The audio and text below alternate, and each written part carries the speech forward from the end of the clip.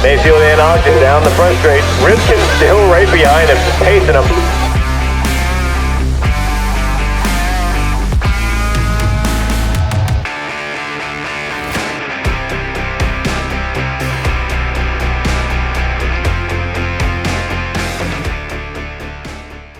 How you doing? I'm George, and welcome to the Northeast RC Racer podcast. I'm here with my co-hosts, Toby Hampson, Tom Petrella, and Vin Manchenda. What's up, boys? Yo. What's up? The temperature's not up. No, it ain't. It's cold out there. Baby, it's cold outside. That is for sure. Anybody else got a heater in their garage? Or in their garage? I got one right next to me in my basement. Nice. My furnace leaks a lot, so my garage is pretty warm. I ended up getting this thing called Mr. Heater. Another one of my friends had one, and it basically burns like a blue flame, no red flame. So very low toxin emitting. I got a nice little carbon detector here. Windows cranked over there, but I got home today. The garage was about 50 because I have an electric heater in here to begin with, just trying to always keep the man cave at a temperate range. And that heater's got it kicked up to 71. So we're doing pretty good. Text us your wife's number. Text us your wife's number. If you start falling asleep, we're going to tell her to come in and unplug it. Exactly. If she wants to. She might not want to. I don't know. I don't think she will, lately. We'll see what happens. Insurance policy just paid for January. So all up to date. So what's been going on, guys? I know we haven't been racing, but you guys been prepping, wrenching. I know Tom's been indoor racing. We'll get to that in a little bit, but what's been going down? I've been wrenching. I've been trying to get all my stuff together. Trying some different things on my e-buggy, trying to get that a little better. It was a little bit of a struggle when it first came out. Nothing nearly as good as my nitro car. So got a few things I'm testing. Hopefully we'll have some good luck there. Shorty pack like you recommended. Also, nice. Flip my diffs around. Try a few different things. Nice. There's no place to really test unless I want to ride down to Adrenaline, which I may have to before Motorama just to hit the track with it. Let me know. Yeah, let me know. I'll take a ride with you, bud. All right. Been itching to get down there. I've been going the last couple of years. Alan and I kind of head down a week or two before Motorama just to bust the rust off the controller.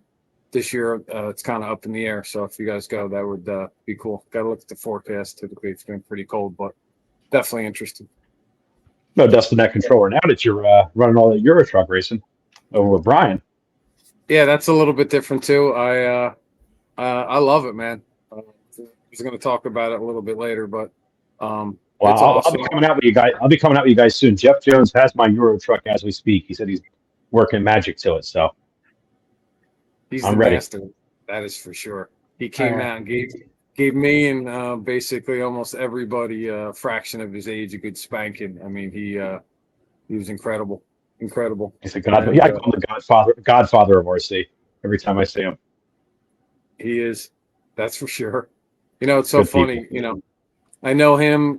Like you, going way back. To the violin days down at Family Hobby. So that's pretty much where I would see Jeff. And then I guess most of the other times he was doing his own thing, doing some promo. Small gatherings, parking lot racing, rally racing, a lot of, I guess, parking lot touring car and other stuff. But he's a guy that we should have on here actually in the future. Come to think of it, he's a right guy to hear the story. Absolutely. You got to earmark that one. I've been doing some building too. Got this B4.1 almost built and ready to go. So we'll talk about it later. Sweet, that looks nice, man. Associated didn't give you tires for the rear? I have it set up this way to show you guys Ackerman later. Just busting your balls. Right on. All good. Nice hat, Toby. I know some geezer gave it to me. I actually lost it and found it recently, so there was a buried on a bunch of crap in the basement, so I was quite excited. That is a nice hat. I need to get one. It's got its little custom logo on there as well. George made a good job. Thank you, sir. So we got a big race coming up, right? We have a great person coming up that we're gonna bring into the show in a little bit, but we got a huge event coming up in the next few weeks. Toby didn't jump up saying he was wrenching, other than the fact that he's built, half of the old Tamiya fleet on the shelves in the back. But who else is stoked for Motorama? I know I am. Yeah, it's going to be good. Absolutely. PMB not long after that too. When Well, the season starts. It was like a narrow margin. What's that, Tom? No, Toby asked if I'm going down to PMB. I am going to go down to PMB this year. I always wanted to do it. I know it's going to be hectic, but I always wanted to make the trip, so we're going to make it happen this year. What are the dates for that? Actually, it's the week of Easter, so I think it's April 6th or 5th through the 8th or something like that. It's the week after Easter. Yeah, weekend after Easter. Gotcha. Yeah, I signed up for the IBC race in Portugal. Wow. Really? Yep. That awesome. Is 28th through the 31st. So still not officially approved by the wife, but working on it. I got my hotel book, which is fully refundable, so I figured get that out of the way. I signed up for the race. It was only €75. So I told her she could come, but I told her that I'm going to be at the track almost all the time. So don't get your hopes up. But... So 28th to the 31st of what month? March. March, okay. Oh, really? So that's soon. Yeah, I fly back on the Monday, which is Easter Monday, so it's not like I need to take a day off work, So that'll be. Well, I like to tell my wife stories of people that are doing things more extreme to me. Like, I'm only going to Tennessee, you're going to Portugal. Yeah. And every time if I feel like I have too many tires, I just tell her about Paul Ciccarello coming with a whole pickup truck full of tires. Right. So it's all relative. Yeah, exactly. Based on that information, if I tell my wife I'm going to Adrenaline, I should get an approval. Exactly. Yeah, exactly. You got nothing to worry about. Toby, that is fucking cool, man. Seriously. Yeah, I've always wanted to, there's really no reason to not go to some of these European races because, I'd love to go to West Coast again, like Thunder Rally and things like that, but it's the same distance in the other direction. You know what I mean? Albeit the time zone, which sure, you drink plenty of coffee, you can weather through it. Yeah, I'll be pretty amazing. Just I mean, I've seen a lot of those guys. That's not true. When RCGP, the first one ran, I followed a lot of those guys, but it'll be amazing to see them, competing live. Oh, actually, no, I am lying. When the first round of RCGP ran, we were in Thunder Rally.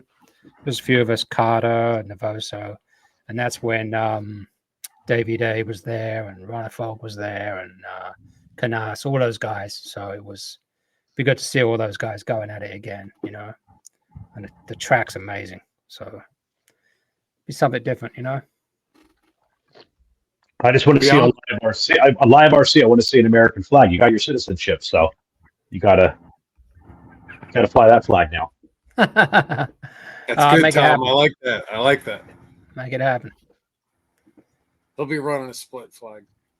Yeah, I'll get a shirt with like both flags on it or something.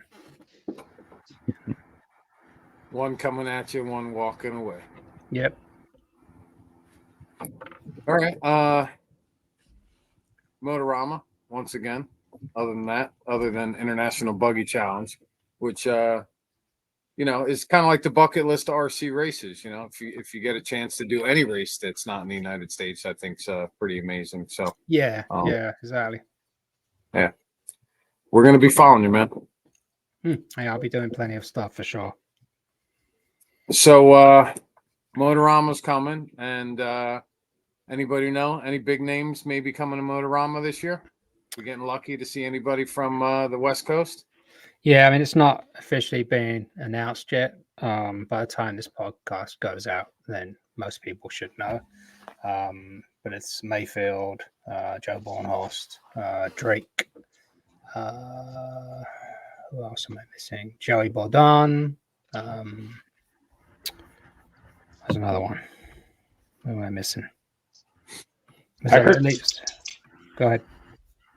Hecker coming? Yes, so it spends. Okay. At least said Paul Chicarella. So those are kind of the biggest. Oh, Ryan Lutz. So a good Cole coming? Ogden. Yeah. Nah. No. So, but that's something different. We haven't seen the likes of that talent in the 8-scale arena since Hartson or something years ago. Since DNC clashed with this event, forget it. No one comes in the 8-scale side. So, it's one of those things. It's Scotty has kind of like the approach if he wanted to keep it kind of northeast based, so the northeast races, the best races could come and go at it. But the flip side is having the faster guys is exciting for everybody, and it also draws more attention, gives the race a little more credibility. So it's pros and cons, but the important thing is it's capped, so we're not racing till 10 p.m. We have more track time, that kind of thing. So I'm all for that. More track time. Who isn't for that? Yep, exactly. I might as well finish talking about Motorama as we're talking about it. I was talking to Scotty today. We have the final list wrapped up, and I'm trying to get him to publish it. He's kind of dragging his heels a little bit just because the whole waitlist thing's been such a pain in the ass. I mean, there was literally like 100 people signed up to that thing within minutes of the entries closing. So it's been really hard to kind of sort that out. And of course, you get a lot of people. Literally, one guy today was like, anyone got a spare entry? Like after all the weeks and weeks and weeks of fucking telling people you can't do it and there's going to be no way you can get one, you cannot trade it with your best friend, blah, blah, blah, blah. Still every day, so but there's still a few people that just aren't coming and just, not going to get their money back. It's just the way it is. How many of that 100 people in the initial wait list made it on? They actually made it to the event? Not many, probably, Okay. like a tenth, maybe, like Okay. it's, Scotty keeps a little bit of a buffer, for the wait list and, any other people and any other kind of, logistical errors, a couple of people not listed correctly or double listed or whatever, because Motorama takes all the entries in their system and then has to kind of give it to Scotty, who then has to kind of translate it. And eventually he pretty much probably has to put it all in by hand into live time. So, but anyway, so that's pretty much nailed down. I think he's supposed to be posting something tonight, at least, to kind of set the ball, set things straight on the waitlist. Once he does that, I can start kind of talking about, the pros and things like that, who's coming. And I'll be doing the live stream again this year. I'm actually just this evening got Beach RC coming in to sponsor it with me, so that's a big deal. That'll help me out with some of my expenses, and I'm actually bringing my son with me. My oldest boy, he's going to run the camera, so between us we can kind of do a better job, because then one of us can handle production, and the other one can do the cameras and stuff. So should be pretty good. So that's most of the information I have about it. All good info. Awesome. Did you know same track builder? Yeah, Steve? Steve Geis, yeah. I'm assuming it's Juan and a couple of guys from Trains. Same kind of crew as far as I understand. So who knows what we'll get? I think they just kind of flip a coin on the day, But it's been some good layouts in the past and some not so good ones. So whatever, it should be a good event. 54,000 people went last year, so I mean, probably like 30% of those travel through that arena, maybe more. That's a lot of people coming through and seeing racing, firsthand. So Not that they can Yeah, understand what the hell is it's an going on. awesome avenue, but it's still an awesome avenue, right, for people to see what's happening. And Well, yeah, I mean, I've always said it. It's really the only place in this country that has that kind of exposure. You know, think of anywhere in this country that has 54,000 people in attendance at a non-RC event, and then probably 20,000 of them, let's say, coming through there and seeing it, and then people sitting in the stands and watching it. Kids, dads, whatever. There's nothing like it. The only other big event I can think of that I know of is in England when they have the Milton Keynes Grand Prix, which is a big carpet race that they have in a mall. So there's thousands of people go through there and hang out and watch the race. So it's a big deal. And hopefully having these pros there will draw a lot more attention to that fact and how important it is to to the community. Well, very important to the RC community, that's for sure. Yep. For as long as I've been going there, it's probably one of the coolest events. But it's always fun to see that Saturday, right, where you look up in the stands, and it's probably the busiest day on Saturday. Yeah, I mean, the last time Ryan Mayfield was there was 2011. Actually, I was just looking at the results. I just pulled it up here because that was the last year they had Nitro.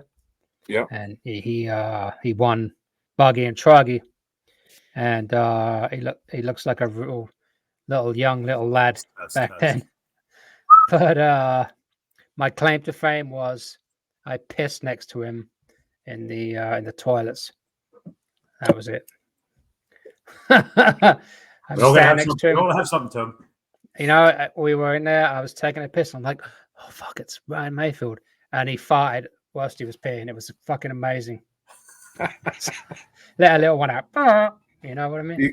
You didn't ask him what tire compound he was running? I didn't ask him what he had for dinner or nothing. So just don't look over in the urinal and say, well, that's a really nice watch you're wearing. Mayfield likes to swing. I don't know if that would be a good idea. Exactly. Yeah, joystick or whatever. So, and in 2012, obviously, we went over to electric, and then as it dried up, no one went. I think Hartson was the only well-known driver at that event, and then he obviously retired right after winning the four-wheel drive buggy worlds. Last we ever saw him. So I don't think anyone really has been there. I know Bornhorst was there once when he started off his career, but a few years ago. But that will be changing this year, so it's pretty exciting.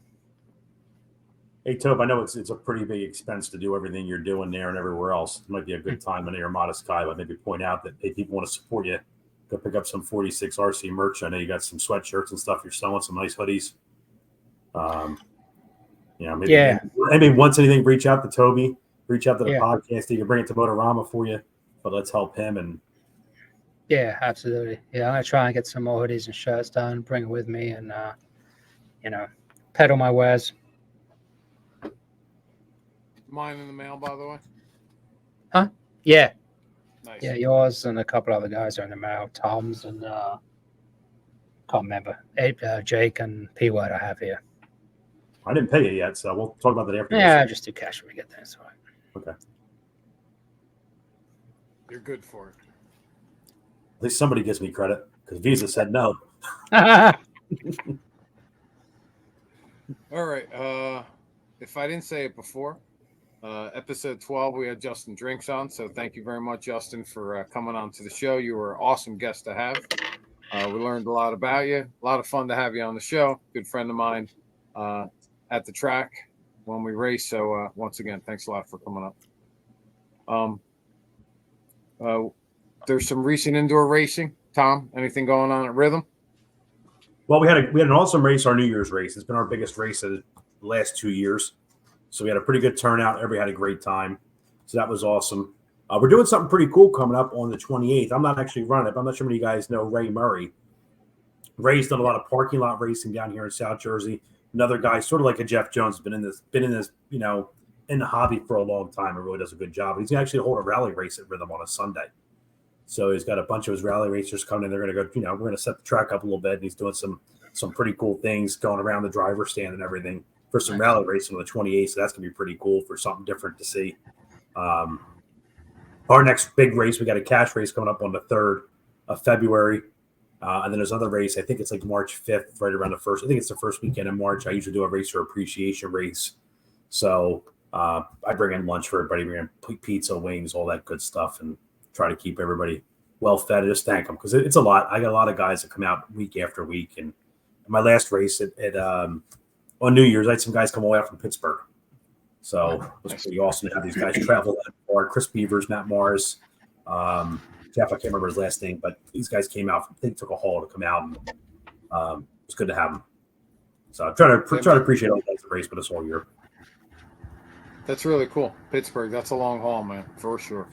Tell me about it. Vin, what about you, man? Kids keeping up on VRC? You know active? What are they doing since TNL isn't up and running? We actually went to a local hobby shop called Crispy Critters, and we because Martin Luther King Day the other day, and the boys got some practice with 10 scale on clay, and Nice. it was nice to get back to 10 scale. We haven't touched our 10 scale stuff in a while. We actually want to get down by Tom as well, hit up Rhythm, but they had a lot of fun getting out there. We dialed in some cars, and I think we had a really good setup. We put our setup on So Dialed. Will they race right now? I'm not sure. They're kind of kicking butt in school, and I'm just kind of leaving it alone, knowing that 8 scale racing is around the corner. We tried to get into Motorama, didn't even bother going to the wait list, but I'll be there helping out. I have a lot of teammates that are going, so I think I'm going to crash in one of their hotel rooms. So I'll be hanging out there. Toby, if you need a hand, buddy, just let me know. Appreciate it.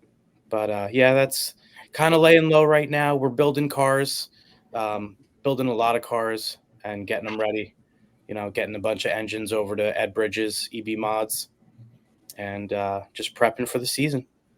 Got a B7 back there yet? No. Was it technically associated 2 weeks? It'll be there in 2 weeks. 2 more weeks. Yeah. It's, right around the corner. Cool. Right around the corner. All right. Well, on this episode, we have a guest that's hopefully in the wings. Toby's in the waiting room. He's there. Sweet. Nice. All right. Tom Petrella has been like chatty Cathy for like the last few months. You got to have this guy Matt Willard on. You got to have Matt Willard on. So on this episode, Don't make his we head have big. Jeez Louise. we have Matt Willard on. So There he is. Matt Willard, welcome to the podcast. Thanks for having me.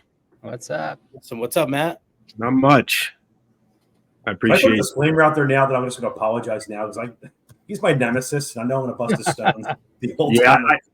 I tell people when I go into LCRC and I see Tom in his trailer, the first thing that comes to mind is Newman. He's like my Newman from Seinfeld. Yep. So what's the story with Tom? Were you going to say something? I'm sorry. No, go ahead. Okay. I don't know you personally. I don't think we ever met at LCRC. I haven't been there as many times as Petrell and some of the other guys, although I'm trying to catch up as fast as I can. But for those of the viewers that are watching the program, tell us a little bit about yourself, where you're from, what you do for a living, and then a little bit how you got into RC. Sure. So I currently live in Pittsburgh and I'm a software engineer. In other words, I'm a nerd who writes code for a living. I grew up actually close to LCRC. I grew up just north of there, just north of Harrisburg, a little town called Elizabethville. So I moved to Pittsburgh when I met my wife. I moved out in 2008. For the longest time, I was a big dirt bike head. I rode off-road back in central PA. But when I moved to Pittsburgh, there just wasn't a whole heck of a lot of dirt biking to be done unless you wanted to haul it 3-4 hours, which is ironic now because I race RC and travel 3-4 hours to race RC. But also at my age, falling off a bike hurts a lot longer than it used to. So I raced as a kid. I had a Gold Pan RC10 back in, 87, 88. And I got out of that you know how it is. You can drive, you have buddies, you find girls, you go to college, put all that stuff down. But when I moved out here in 08 and getting a little old for dirt biking, there was a local track called McCullough's. McCullough's Off-Road, they were the originator of the Race Against Cancer. It was like 25 minutes from my house. So that's how I got back into RC. And much to my wife's chagrin, she hates this hobby with a passion. I'm addicted to it. I am all about it. I rarely miss a race weekend. I love this guy. Yeah, I don't even bring it up around my wife. She just rolls her eyes and she just assumes. She's like, "Where are you going this weekend?" I'm going somewhere. There's a race somewhere to be had. So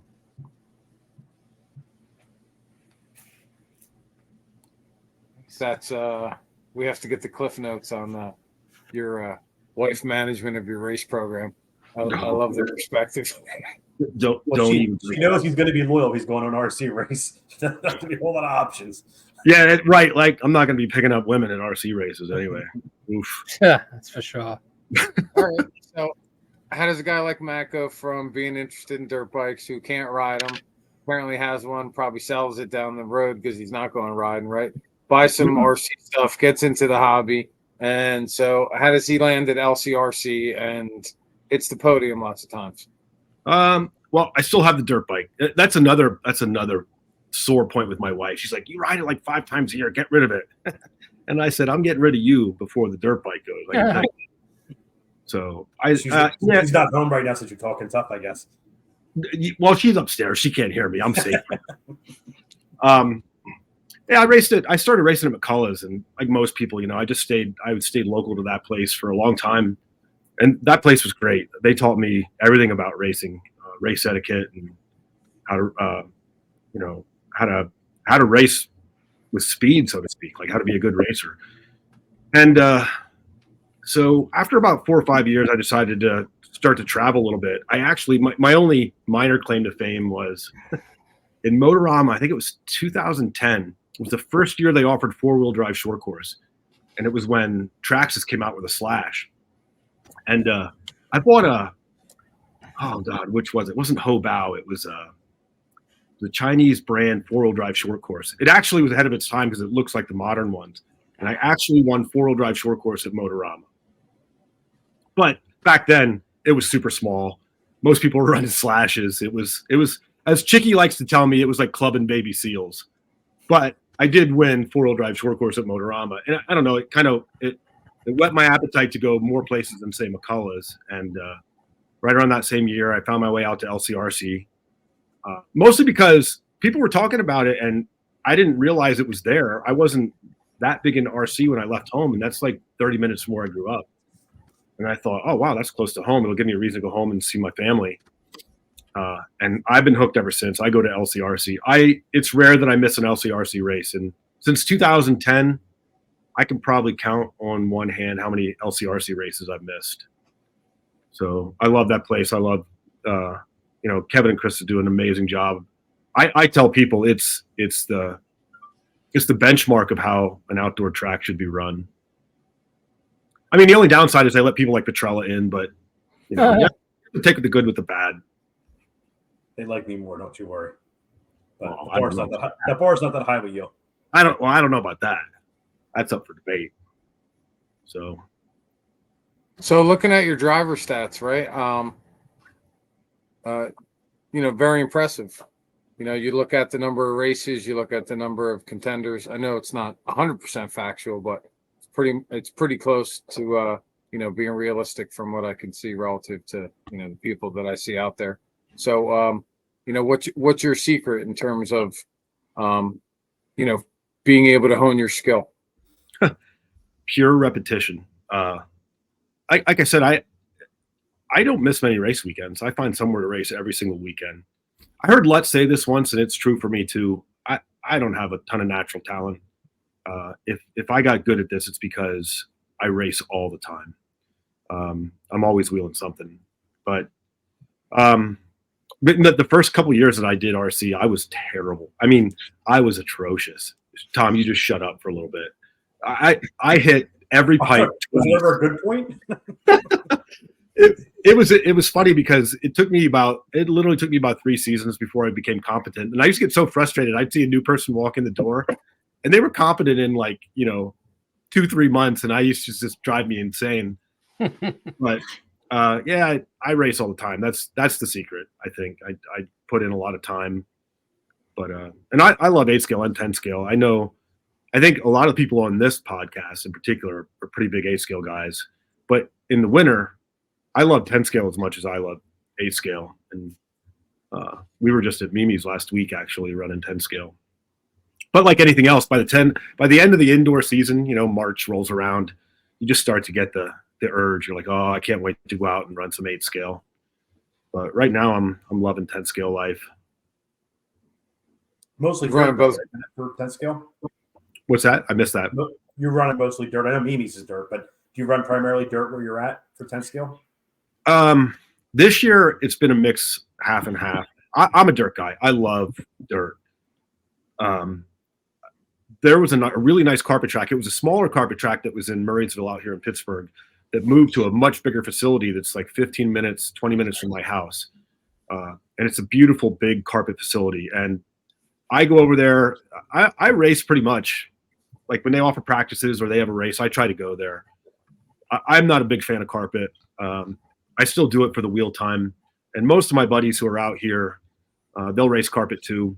So what we've been doing for the last 2 seasons is the carpet track out here runs off-road every other Sunday, and they'll do oval with the off Sundays. So me and my friends have been doing carpet on that Sunday, and then their off week we would travel to like Mimi's, which is dirt. Last year I did a bunch of Macon tracks up in Rochester. Their track is fantastic. My only gripe there is they run on Sundays, and it's a 4-hour trip. So getting home at 9 o'clock on Sunday night and getting up for work is rough. So I haven't hit that much this year. But we hit Mimi's. We do Ed's RC in West Virginia. I have not yet been to Adrenaline. I got to get to Adrenaline. But again, when the winter hits, I like running the little cars. And I know Adrenaline does more 8s. I know they run 10 scale on that track, but they're more of an 8 scale track. So maybe closer to the end of the indoor season when I'm getting the itch, I'll bring the 8 scale out and go down there. We were just talking about that before you came on, so we'll have to let you know. What's that? We were just talking about that before you came on about trying to get a group of us to go down to Adrenaline. So whatever weekend we decide to go, we'll tell you a different weekend. Oh, nice. Real nice. Yeah, no, if you guys go, I'd love to go down. I got a new kit coming tomorrow. I'll build that and get it ready for outdoor, maybe break it in Adrenaline or somewhere. So X-ray, right? No. Tell him, Vin, I switched to AE this year. His second day aired him that sweater he's wearing. That hoodie. Didn't you run it AE before you went X-ray? No, I was a Hot Bodies guy. One of Tom's friends before I met Tom, Sean O'Keefe, was a good buddy of mine. I'd see him at LCRC all the time, and through him I got hooked up with HB. And then I moved from HB to X-Ray, and then this year I moved to Associated. I've always been an Associated guy at heart. Like when I first started at McCullough's, it was all Associated. It was B44, B4, T4. So I love Associated. Yeah, that's my new kit coming tomorrow. I got their newest 8 scale hits my door tomorrow. It'll be hard to finish work knowing that there's a kit wanting to be built. But nitro or electric? Electric. I have a nitro Associated. I have the old nitro. I think I'm just going to buy the parts to upgrade it to the latest platform. But the electric, yeah. Well, no, Vin, you put something up on that too. Didn't you put a whole list of all the parts that have to be changed over? I think you actually shared that online. I think I remember seeing that. Yeah, I put that up on B4 Nation. Okay. And we talked about it last episode, and I got one sitting right here. Yep. So Matt, on the indoor stuff, what do you prefer? 2-wheel drive, 4-wheel drive? You running stock? You running mod? What kind of indoor are you running exactly?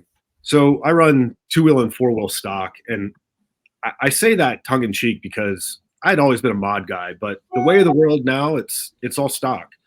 I went out to Hoosier 3 times last year, and even at Hoosier, the biggest class is 17.5 two-wheel, 13.5 four-wheel. And locally, mod almost doesn't exist.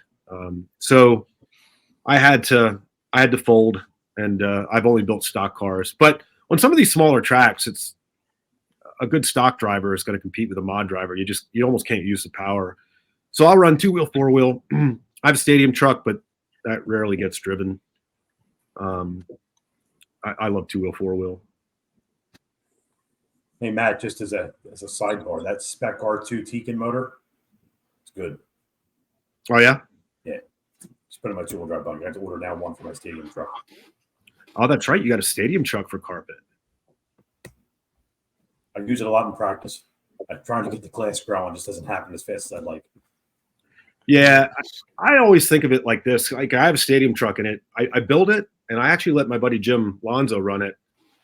He ran it 3 times down at Mimi. I haven't even driven my own stadium truck yet. It's just that it's hard to run 3 classes anywhere. And if two-wheel, four-wheel's big, those are the two I'm always going to run. But I can't not have a stadium truck in the arsenal, so it sits on the shelf. But yeah, I love two-wheel, four-wheel. Stadium truck, and then on carpet, I do the same thing. I run two-wheel, four-wheel on carpet. I thought about the debate was between four-wheel and stadium truck on carpet, but I went with four-wheel. Stadium truck's always an interesting class. When I first got in the hobby, that was probably one of the first cars that I had seen running, like in 10 scale, down at either Vinelands or that other place that was near Vinelands. I don't know if you were ever there, Tom. It was Checkerboards. I used to live literally 2 doors away from Checkerboard. Did you? I wasn't in RC that much at that point. I lived 2 doors away from an awesome track that was here. And oh my God. You know, I did find my wife. We're going through pictures today. I found a picture of my talk about stadium truck. I had an old RC 10T, but okay, that's neither here nor there. But I was lucky to live near Checkerboard, 2 doors away. And didn't they also have like Nitro stadium truck back then too? They did, yeah. That was the big thing. Right. And Adam Drake's doing a gas truck. I don't know, it's a gas truck nationals or something up in I think at Thunder Alley this year. Gas truck stadium truck revival. Yeah. Where I used to run, the old McCullough's crew, I got there in like 07, and gas truck was already on its way out. But those guys talk about gas truck. It's like they hold it in reverence. Yes. And they always talk about, oh, it was the best class. We got to get it alive again. And 1 or 2 guys would come out with their gas truck, and it would never take off. It's just, it's destined to stay in the wings, I think. It's the same with vintage racing as well, you know. Oh, everyone, you know, it's going to be so exciting. And then no one ever turns up, you know. So it's a shame, but whatever, you know. Yeah. I mean, I'd rather see that than, I don't want to be a snob, but some of these other classes that get run, you know, I'd rather see vintage racing than, you know, say 4-wheel short course or 2-wheel short course, but it's not going to happen. So, Matt, let's say you're a new guy, right? You had never seen this podcast before. You stumble upon it. It looked interesting. Come on to this episode 13, and you run into this guy, Matt. What would Matt offer a new driver, somebody just getting into A scale, right? Been to a few races, aside from repetition, aside from just getting exposure to more and more tracks? What's something you could offer a new driver or, you know, an amateur racer, some advice that you could give them? The old cliche that slow is fast. You know, Kevin a lot of times will point some new guys at my direction when I'm at LCRC. You know, I often say that, you know, you watch some of these faster guys go around the track, and it just looks like they're absolutely pounding the throttle, and they look so fast, and they are fast, but, you know, in their heads, when you watch them drive, they're actually slowing down to keep every turn tight and the car under control. So my secret is always, even at LCRC, I dial my throttle back. I don't have 100% throttle on my 8 scale at LCRC. Same thing for like, you know, like my dual rate. I try to dial the steering back. I think for most folks is to make it easier to drive. You know, that it looks fast drifting a corner and you feel fast and you wreck a few times and you feel like you did great. But the reality is, if you can get around the track a little slower without being on your lid or without tapping tubes, ultimately that time's going to be much faster than, you know, than if you're just hanging it out there and cartwheeling and flipping on your lid. And And that's usually the advice that I give. That and unfortunately, RC is expensive, but tires are everything, right? Take the time to figure out the right tires, get the right tires. The newer, the better if you can pull it off. So newer the better, meaning like just go buy brand new set because they're sticky in the package, or newer in terms of tread design and manufacture? So a little bit of both. Like I got into this bad habit for a while where I'd start off with a set of tires for the whole weekend, or like I'd have 3 or 4 sets of tires the whole weekend, and I'd find a tire that really worked. So I'd use them all through qualifying. And right before the main, I'd stare at them. You're interrogating them. You hold them up to the light, and they're like, they're pretty good yet. I'm going to go with this. And then next thing you know, you come off the stand, you're shaking your head like, crap, I should have bought new tires. So, that being said, I always say that you're going to take it seriously and you want to prepare. Always have the set for qualifying and try to put a new set in for your main. And then you can use that new set from the main for the next time you go practice for a while and just kind of repeat. But it's important, too, to ask around. There's always the tire at a given track, right? And guys will tell you, if you're here, this is the tire, this is the compound. If it's hot, if it's cold, it's this. So I always tell folks that don't be afraid to ask around, ask what the right tire is.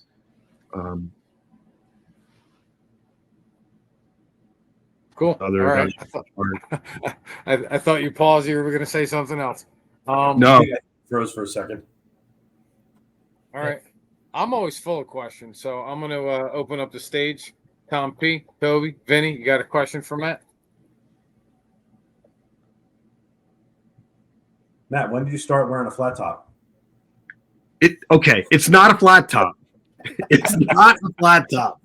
I knew that was coming up. I owe you a 6-pack of beer, and you better be worried when I give it to you. That's all I can tell you. Better be sealed. So I guarantee that. As a running joke with Matt and I this year, we've honestly, I'll be honest. When I first met Matt, him and O'Keefe were always going back and forth in e-buggy. O'Keefe kind of bailed out, so I took it upon myself to try to be Matt's new nemesis, and he's kicked my ass pretty handily in e-buggy quite often. But I always feel like I have an advantage in nitro. It seems to be I seem to be a little bit better in nitro, and he's a little bit worse in nitro. So that gives me the edge. So we had a running bet last year. Whoever finished ahead of the other one in a nitro main, the loser had to buy the winner a 6-pack. Of course, the 6-packs I always asked for, he could never find for some reason. It's always that weird IPA, Jesus Christ Superstar, dog crap, triple Pilsner. Like, where do you find this stuff at? At least mine's easy to find. Yeah, Slits. Guinness. No, that's what he's getting. Yeah, I don't know how you conned me into that, by the way. Like, I really don't know why I agreed to a nitro only bet, because I knew I'd go in behind the 8 ball on that. I don't run nitro. I used to run nitro, and I focus mostly on electric. And in the last couple of years, I decided I'm going to get back into running some nitro. And so my nitro game isn't there. My I's aren't dotted and my T's aren't crossed all the time. And I'm learning the hard way. I don't know how you con me into that bet only being nitro, but this year it's different. It's a combination for me. This is great. Tom brought like a primarily electric racer on the podcast. You hear that, Toby? Yep. So I was looking at. I'm just checking his results out. 40 plus, but he's been demanded 40 plus. He's been racing that class for about 25 years. What are you, 60? I know, right? Whoa. Whoa. Matt, you got to tell him you got a new car coming this year. I've been telling him. I said it's all over for him. I said I got a new car coming. That car's got to work miracles for him to beat me, but okay. Yeah, I can see it happen. With your help, it might happen, but in nitro? Oh, nitro, I'm not worried about. Oh my God. Your stuff's gonna flame out. Honestly, like, he did beat me a lot, but I have some good stories about why I lost a few times in nitro. Like, the cars were good and I was driving well, but man, did I have some unfortunate pitting experiences this year. I'm gonna have to start paying professionals to pit for me, because I had some issues this year with pit guys. That's the one thing I don't like about nitro, right? You're begging any soul who's around, like, can you pit for me? And you never know who you're getting. Yeah, I'm going to introduce you. Ezra's going to take care of you this year. I thought Pierce sealed up Ezra. That's why you're going to take Ezra this year. Just just to piss him off. Yeah, we can do that. Just Absolutely. make sure your pit guy isn't really, really, really drunk, because that doesn't. I had that experience down at Fall Brawl with Jay Zona, and he was fucking hammered drunk. I was so livid with him. My car flamed out like over there somewhere, and he's like, "Well," he walked over there like he wasn't. It was like having a Sunday walk over there. Oh my god, I was fucking pissed. Zoner's got to be sketchy when he's sober, let alone when he's no, exactly. Just imagine, right? So. I think Lonzo won't mind, but I got to tell you my Lonzo story this year, because this is my funniest Nitro story. So my buddy Jim came out with me and said he was going to pit for me. I forget, was it the Mugen Challenge, Tom? I forget which race. I don't remember the race. Well, I made an assumption that he knew what he was doing. I had no idea he had never pitted for anybody in Nitro before. And in the qualifiers, it's no big deal, right? You know, you're just splashing fuel before you go out. You have no other responsibilities. So the main rolls around, and I don't remember. I qualified the top 3. I might have even been TQ. I don't recall, but I got out to a pretty decent lead, actually. I think I was about a half a lap up, and before the first pit had started. And so he yells at me. He's like, "Come in the pit." So I look down, and he's got my bump box on pit lane, which is odd, right? Because you don't need the bump box to fuel a guy. So he grabs my car, and you can tell he's fidgeting. He's nervous, and he knocks the bump box off the pit stage. And I'm like, okay, whatever. But he's holding the car and looking down at the bump box, trying to figure out, should I pick that thing up, and what should I do? So he takes his time, and he grabs the pit box, and he puts it back up on the pit lane, and puts my buggy on, and he starts fueling it. And this is actually taking a while, and I kind of lost focus. I wasn't paying attention, so I wasn't giving the car gas, and it stalls. And I'm like, oh, shit. Oh, man. So I said, grab the igniter, fire it back up. So he grabs the igniter, and he sticks it in the car, and he's pushing and pushing and pushing. Now, you know how you can't hear anything, but I have the headsets on, and I don't hear the motor even turning over. And he's pushing. And I realized what he did. He put the car on the bump box backwards. So I yelled down. I said, turn it around. I love you, Jim, but he picked up the entire bump box with the car on it the way it was and turned it set it back down. You're wrong. And he's pumping it again. And now, by this time now, my lead's gone, and I think Pierce and somebody else were like a half a lap up. So I'm screaming, turn the car around. So he turns the car around, and for whatever reason, he had the igniter on the engine, and he had his hand on the center of the body, and he was only pushing on the body and not the igniter. So it wasn't hitting the flywheel. And I'm screaming at him, push harder.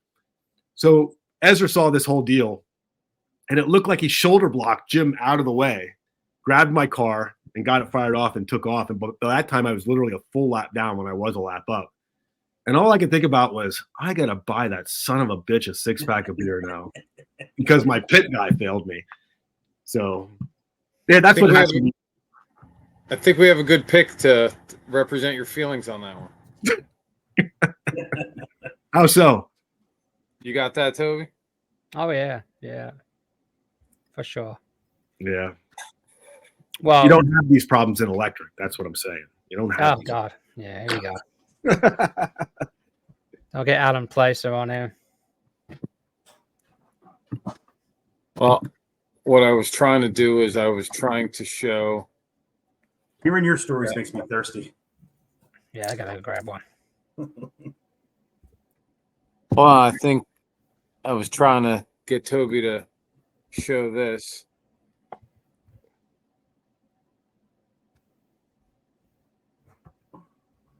There you go. Oh, that's one of my GoPro videos. I GoPro'd him beating me, which was that's terrible. what I was trying to cue that in with the whole Nitro catastrophe. There you go. That was your feeling and sentiment towards Petrella. I owe you a 6-pack, motherfucker. No, he was watching me. He actually wasn't giving me the finger for once. Oh, I'm sorry. Oh yeah, that's right. Yeah, I had finished with the win long already and was just watching him come around the track at that point. No, I actually watched the video at the end to make sure which video it was. I looked at my YouTube videos, and that was the one where you had a victory lap because I couldn't catch it. I missed the line. You made it, so I told you to do something stupid driving. But yeah, I wish we could play the audio to that because you said something like, "He's long gone now. The only hope I have is if he fucks up." I like replaying that over When and it's over. electric, that's most of our races. Nitro, usually by the first pit stop, where you going? You fuck something. Oh my god! So, as an electric guy, Matt, what kind of equipment do you like to use in your car? Up to this point, I was running Tekin, but I'm going to run Reedy stuff for AE now. Nice. But I run like a 1900 kilovolt motor. I love the split pack concept. When I was running with X-Ray, they were one of the first to come out with that split pack concept, and so I run shorties. I think that's far superior to any other, like the brick pack setups. So yeah, just George, you Did went you lose your mic? That works, right? You did the same thing. Yeah, I just switched this past year. I just I was driving the HB car, which is hanging behind me. That's my old 817. That's one of my old girls. I can't get rid of her. But I moved over to the S-Works car, and I got just like 1 or 2 races in before the end of the season. I didn't have the car. The shock package wasn't right, but immediately I could just feel the car just responded differently than a brick all the way up on the front to one side. So I'm really excited to get some more wheel time, especially pillow ball suspension. So we'll see what happens. But I really like the split pack. It's a good setup. I think it's the most well balanced. And I have no idea why, you have other, like HB. They had the opportunity. They even had the tech out there with, I guess, One Army or whatever it was called, right? Maybe they could have bought the rights or combined it or whatever, but I just think they missed a big opportunity where everybody else seems to be going that way. And it's not brand new, but more platforms have it this year with split pack than ever before, which is telling the industry something, that's for sure. Yeah, I when I ran for X-Ray and I bought the first split pack car, it was really good. And I actually bought a used, it was a prior model year that ran the brick, and I bought it cheap. So I thought I want to test them back to back. So at LCRC, I ran Expert and 40 plus, and I had 2 really good runs, pretty much back to back. And I would have sworn, coming off the track, looking at the times, that the brick pack car and the saddle pack car would have been really close, and it wasn't. It was like 9 to 10 seconds difference where the split pack car was faster, and I couldn't detect it on the track, but it was just making pace where the brick pack car was not, and that sold me. I was like, wow. You like the hobby wing equipment at all? I mean, I understand you were using Teak and now you're going to Reedy, but you ever use hobby wing at all? I tried it for a while. It's weird. Like, I don't want to bash a company on a podcast, but I tried them like 2 years ago. I bought 2 complete systems, and in both systems, the motor and the speeder failed on me. Yeah, it was bizarre. And on both systems, the motors were coming off super hot, and I'd never had to run a fan on anything 8 scale before. And both of those motors were coming off scalding hot. I was running fans on them. And eventually the motors were slowly dying. And so I was replacing them with, at the time, a Tekin motor.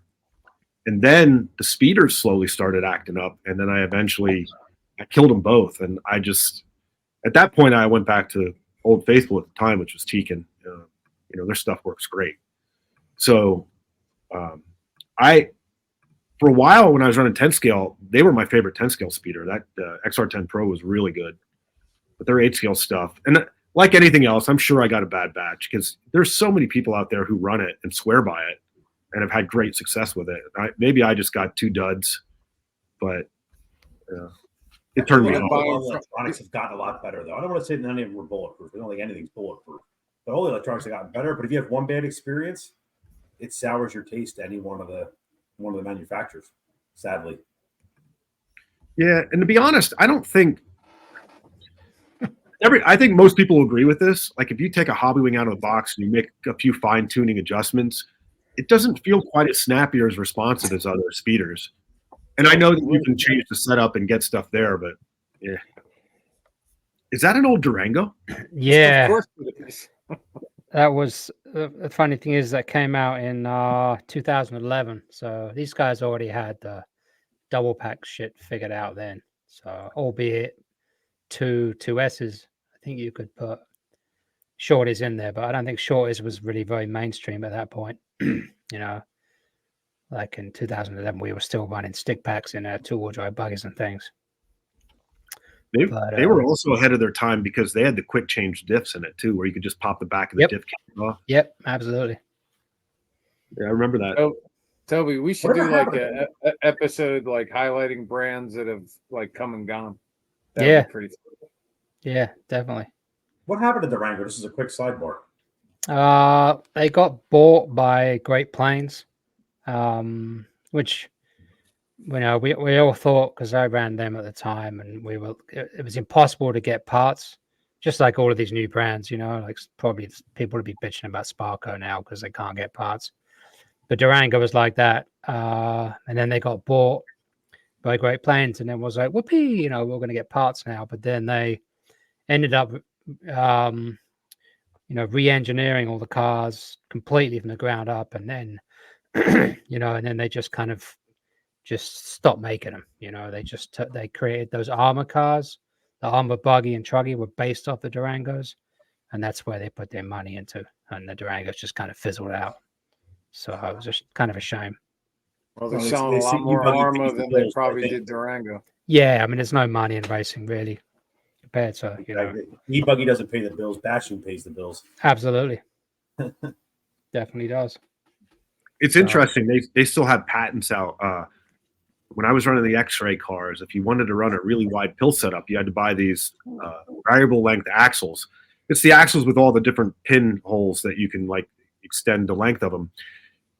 X-ray could not sell that in the U.S. because of the Durango patent. If I wanted them, I ordered them out of Europe. And I kept thinking to myself, how's this possible? Durango doesn't even exist anymore. How do they still enforce patents? Yeah. There's a company in Europe. I don't know about it's a company, whatever. It's a Kickstart program going on. They're trying to bring back the Durango in some form, and there was pictures kicking around on the internet for it. But it was the Kickstarter was like $800 or something for the four-wheeler, and it was, I'd be into it, but not for $800. Those are HB 10 scale prices, right, Tom? Yeah, exactly. True story.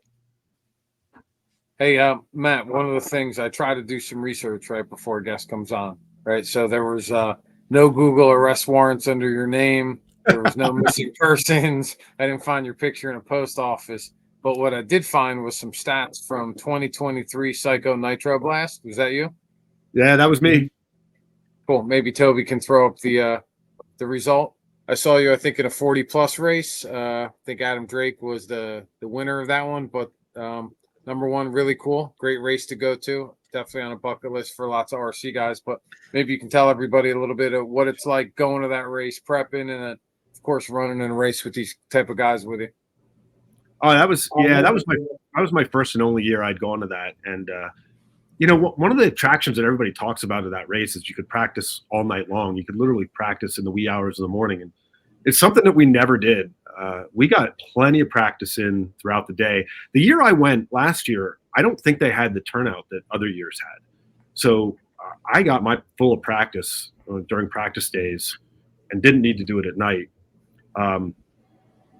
I qualified well. I qualified into the A's for the 40-plus guy stuff. But I made a really bad tire choice in Nitro. I don't know why I tried it. There's something about J-Concept Black that just lures me in. I keep thinking it's going to be so good because it's going to be so soft, and it was terrible. And then in electric, they had this big ski jump, this massive ski jump, and it had a very they call it a leap of faith, right? Yeah. It had a real steep landing face. If you didn't get it just right, you were flat landing pretty hard.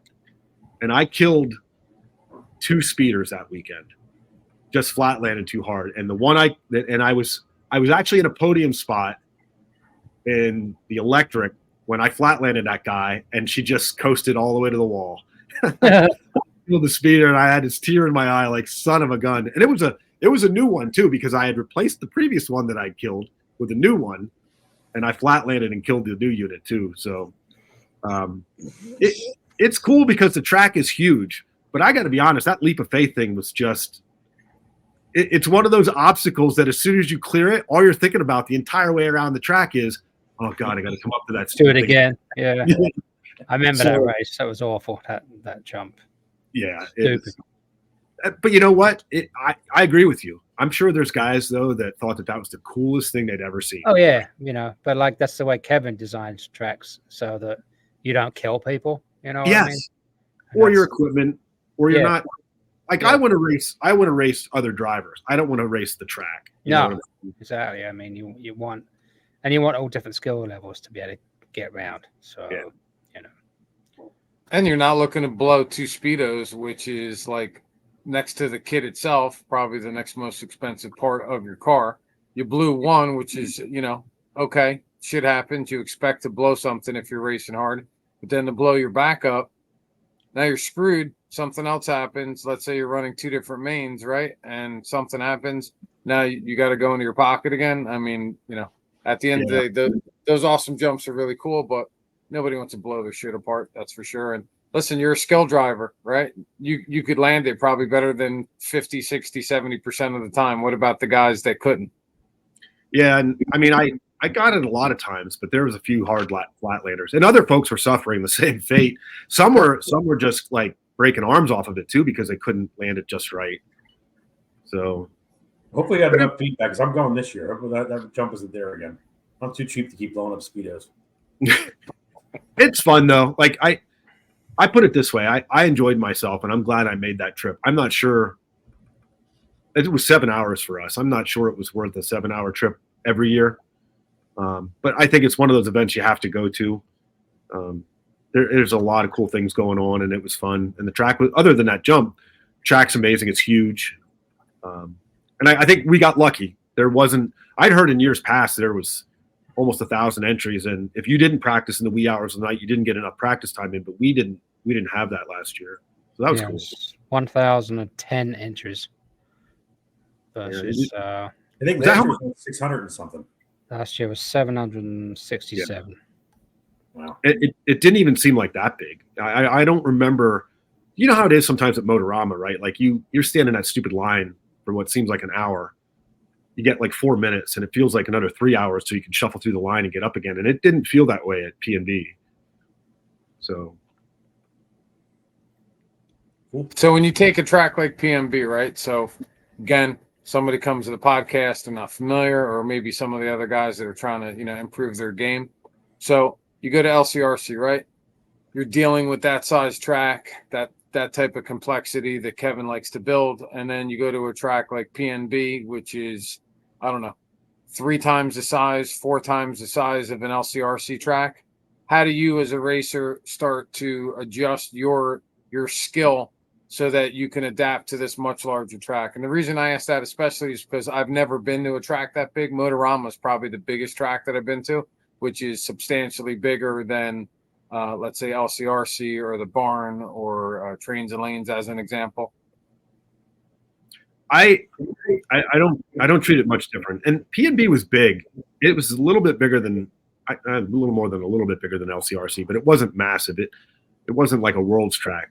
But that being said, I still, when I'm learning a new track, and when I say a new track, like new surface, and I'm trying to figure out the tires, and I'm at a big race, I keep telling myself, slow down.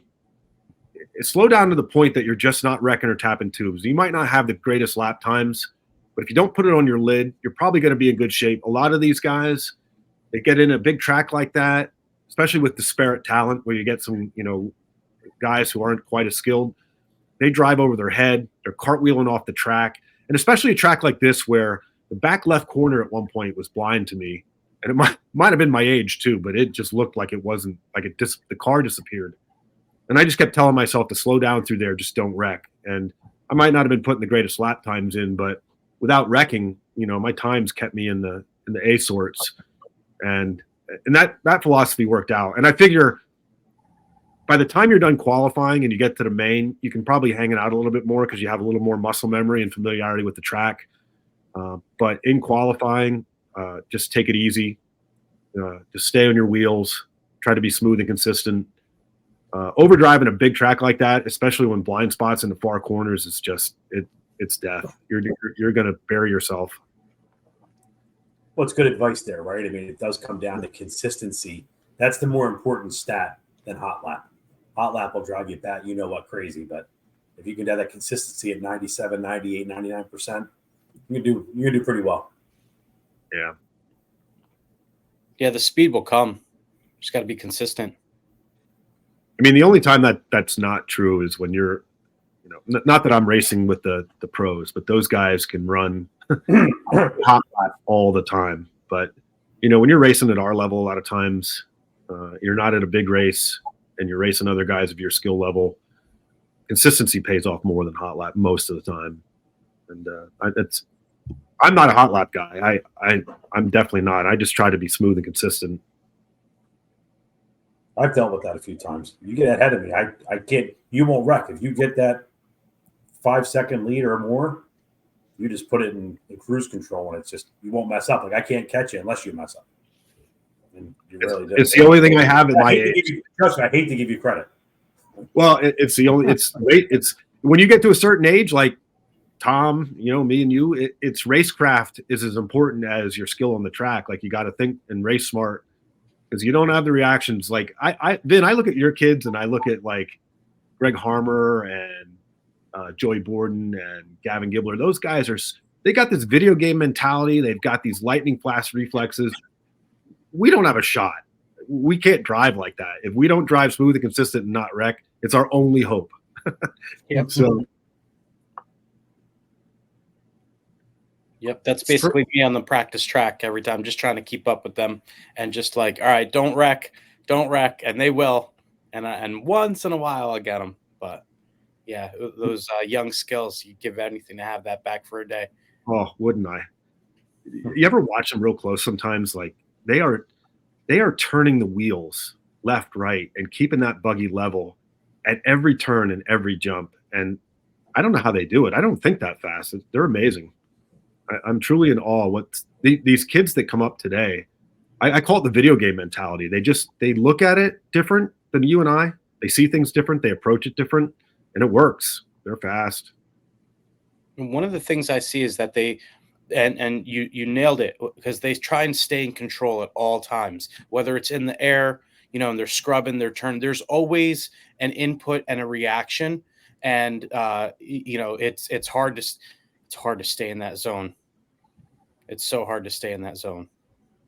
And I, the other thing I noticed them doing, I love talking about this because I don't think I was ever this good. I see, I'll be marshaling and I'll see them about to make a mistake and they see it so quick and are able to correct it before it happens. And I say to myself, if that was me, I'm almost letting the wheel go and waiting for it to hit the tube and then figuring out what I'm going to do. Like I can't think that fast, but you see them correct it before it finishes happening. And I just shake my head like I'm never going to be able to do that. Well, that's the difference in the mentality, right? They've got to correct the mistake. We try to prevent the mistake from happening in the first place. Yeah, exactly. Well put. So, Matt, what's your favorite AE car so far? Well, I haven't got a chance to run the 8 scale that much. I ran the old 8 scale like once or twice last year. I didn't have a ton of time on it. But right now, my Wheeler, my B74.2, I've got it in such a good place. It's really good. It's done really well for me. And my 2-wheel's really good too.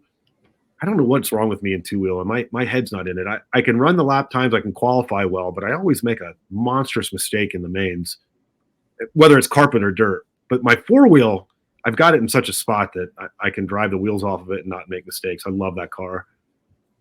You running that at There's Mimi's? something about when you have the car right that it feels like you're in slow motion. Like you're not even pushing it. Like my best races have been ones I felt like I wasn't even pushing the car that hard. Yeah, exactly. And that 4-wheel, no matter how hard I push it, it doesn't seem to get so out of shape that I can't bring it back. It's so planted for me right now. And yeah, then I've been running that a lot down at Mimi's. I love that whole glued track concept. It's so nice. One tire, no dust. Traction's the same from the start to finish. But that car has been fantastic. My B6.4 is really good too. It really is. It's just me. I don't know what it is. I always make the big bobble in a 2-wheel, and it's really starting to piss me off, actually. I used to be so much better at 2-wheel. But see how that B7 does for you. I know. I tell you what, again, the wife, I had just ordered the E-scale, and I figured it's probably going to be a month or two before they fill that order. It came through like in 2 weeks. I was like, well, now I got to wait on the B7 or I'm going to catch wrath from you know who. So I'm probably going to wait till the fall to pick that up. You know what? The B6.4 is really, really good.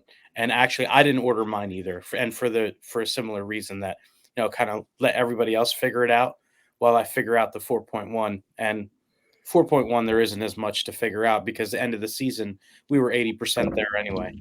So yeah, I'm looking forward to that. But the 74-2 and Mimi's, you have a lot of good representation down there, a lot of help. Who's down there? You have Enzo, Foki, Brady Lucas is down there. Yep.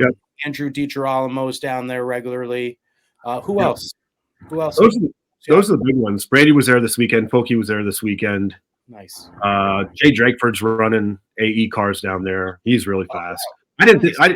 Brady is crazy fast. He's one of those kids that he's whipping the car every turn. But Drakeford got him this weekend in both classes. I was impressed. But yeah, all the top cars actually were, I got to put the plug in. All the top cars in those classes were AE cars. The majority of the people down there are running AE cars. But, it's nice. One of the reasons I switched too is, every hobby shop you walk into, there's a wall of AE parts. It's, I order a lot of stuff through the site, but if I'm desperate and I snap something that I don't have in my box, there's a good chance I can walk over the wall and snag it off the wall, which is really nice. Yeah, Mimi's especially really good about having those, factory team parts that you can't always get, and she's usually on top of it. I've done the same thing there. Oh yeah, she's got tons of stuff. It's amazing too because she doesn't look organized, but you tell her what you're looking for, and she manages to sort through the pile and find it. You're like, wow. Yeah, it's her own organized thing there. Yeah, she's on it. She's awesome. Yeah, I miss that place.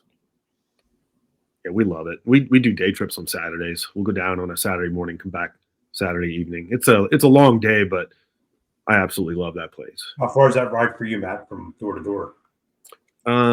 It's almost 4 door to door.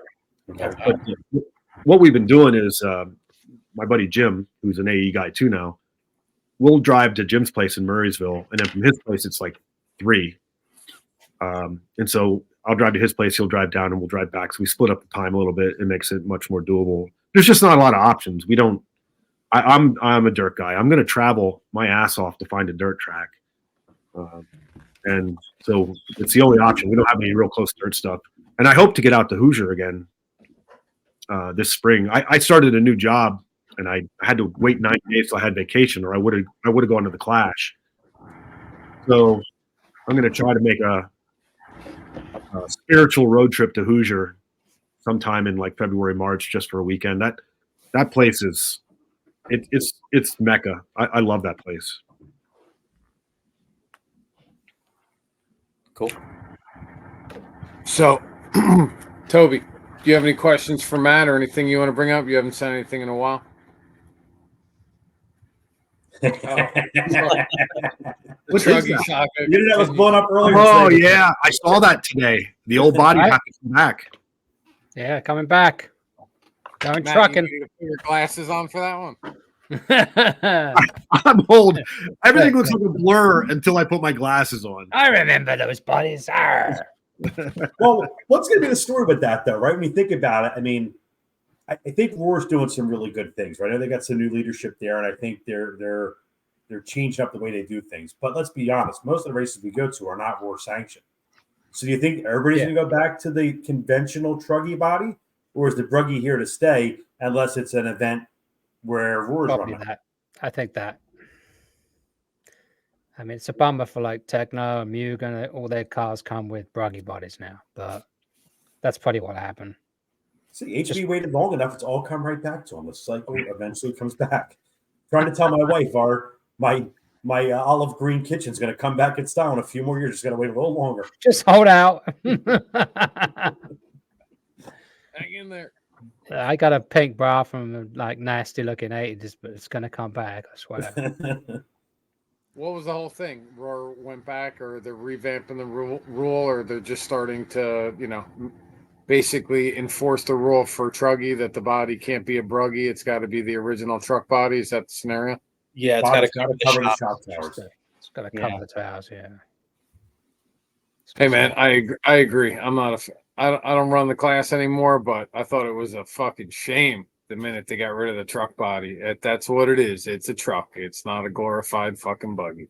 And it's That's not for like it sure. even looks like a truck. You know, it's stupid looking, but at least it's sort of truckish, right? It's 1/7 scale buggy. That's what they've turned it into. Exactly.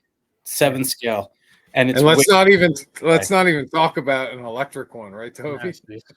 Yeah, yeah. These just got little lights on it and stuff, you know. I mean, the upside to that though is with the bruggy bodies, you weren't destroying bodies throughout the year. Those ones over the towers, you put it on your lid once or twice, and it's time to call your painter. I got a new one. Yeah, this thing looks pretty beat up on the nose, you know. Whatever. more aerodynamic having the bruggy body, but the truggy will kind of, the truck body will parachute a little bit, catch air on those big jumps. A So you gotta- truggy body? The truck body. Hmm. I think they should just, put some more time into making it actually look like a truck. Yeah. Let's go back to monster like- truck. Well, no, like stadium truck. What's the idea behind that originally, right? It's stadium truck, right? It's supposed to look like a pickup truck with big wheels on it.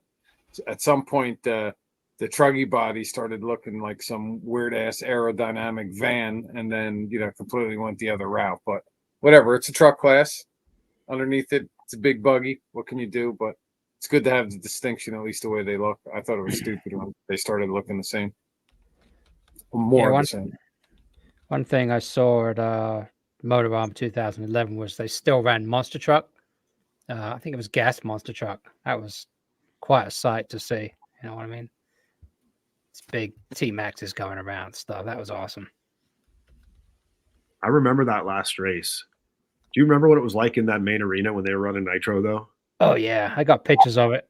The drivers on the driver's stand. Like Mayfield was up there with his whole mask on his face. And yeah, it was nuts.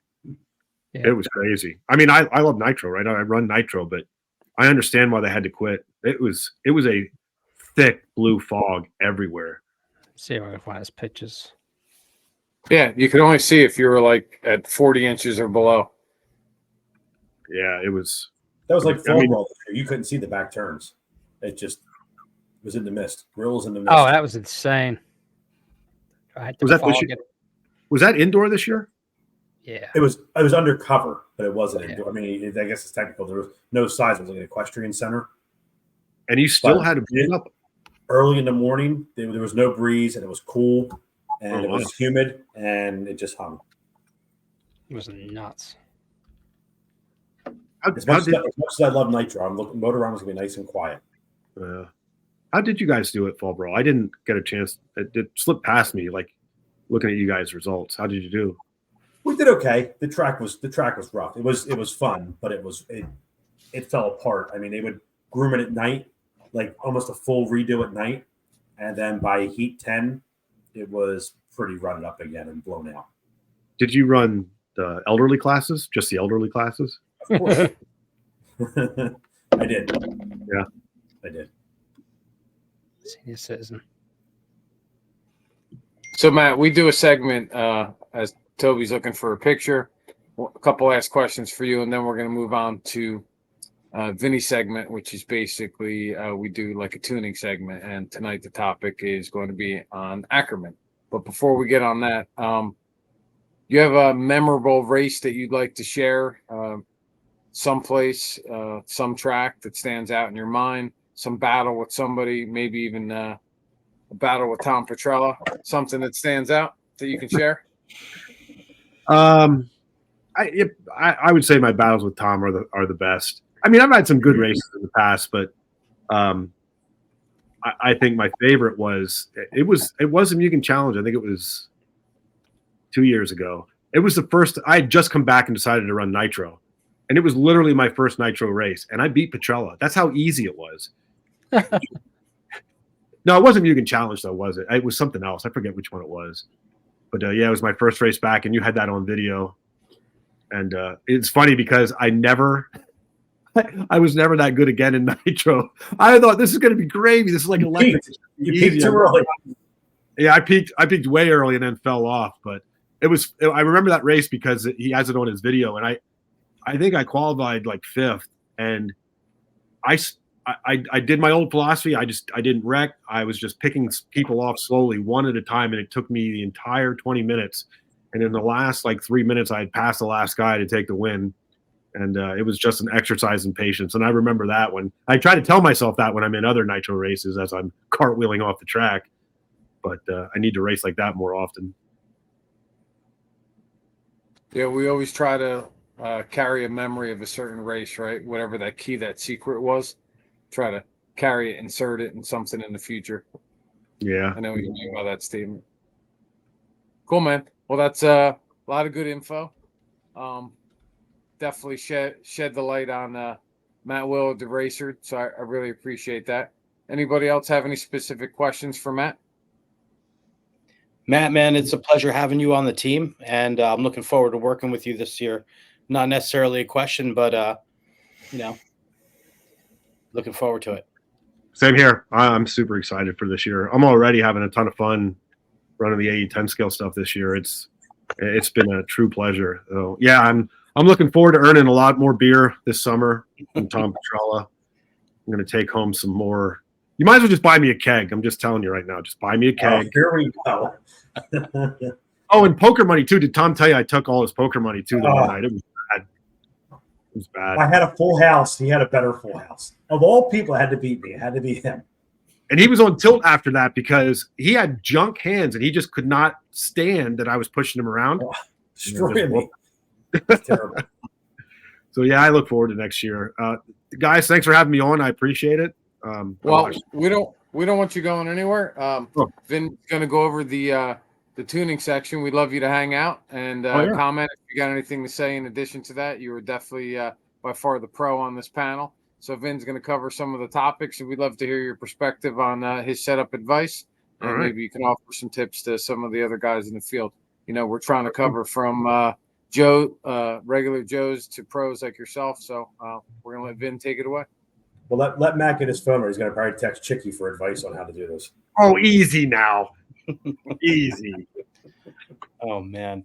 All right. Chicky's probably going to compare to see who had more views, whether it was Matt's episode or his. There'll be another race right there. All right. Sorry, Vin. Go ahead. Oh, you're good. Tonight we're going to talk about Ackerman.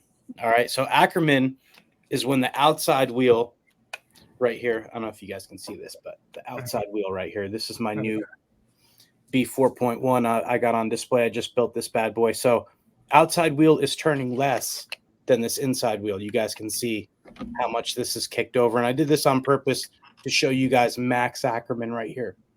So that's a lot of Ackerman. And then I'm going to show you Dylan's buggy right here, because he's got it set up with very little Ackerman. Okay, and we're going to talk about the difference real quick.